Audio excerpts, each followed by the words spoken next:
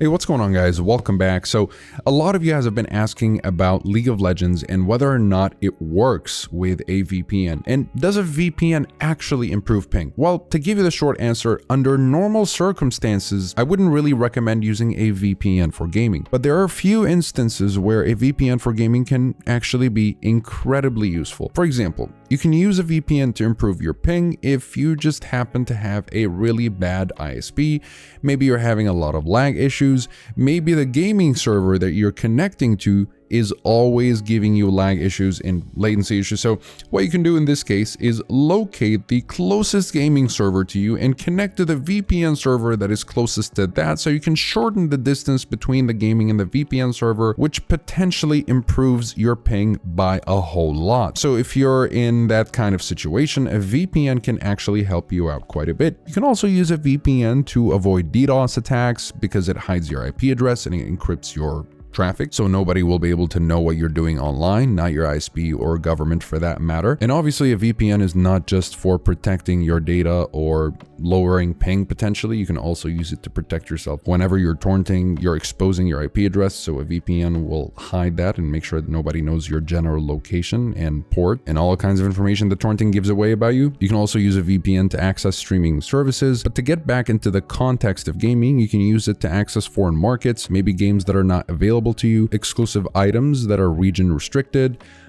games that are region restricted. You can also get better deals by changing your location, and again, potentially fix your ping if you're having ping issues. Again, just make sure that you're connecting to the VPN server that is closest to your gaming server to guarantee the best ping possible. And besides that, also make sure that you're using the best performing protocols with these VPNs. So if you end up picking up Express, use lightweight UDP, so it's right here. If you end up using Nord, you want to use the Nord Links protocol. And if you end up using Surfshark, you want to make sure that you're using the WireGuard protocol, which will also give you the best speeds possible. And of course, when it comes to buying any of these VPNs, make sure that you know how long you might need the VPN for, because a lot of people make the mistake of thinking they're not going to need the VPN for longer than a month, but they end up using it much longer than a month, but they forget the fact that they've subscribed to the monthly plan, which actually charges a whole lot more, almost double the yearly plan. So if you know you're not going to need the VPN for longer than a month, obviously go for just a month.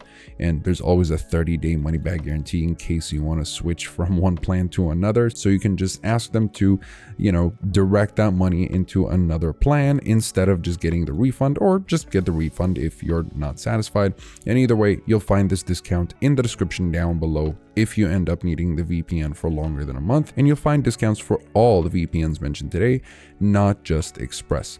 So make sure to check the link in the description down below if you guys are interested, and I'll also make sure to leave full reviews if you're interested in learning a little bit more about them. Besides that, comment below if you have any questions. I'll be happy to answer all of them. Like and subscribe if you'd like to support the channel and stay up to date with everything VPNs and cybersecurity. Thank you guys very much for watching, and I'll see you in the next one. Have a wonderful day.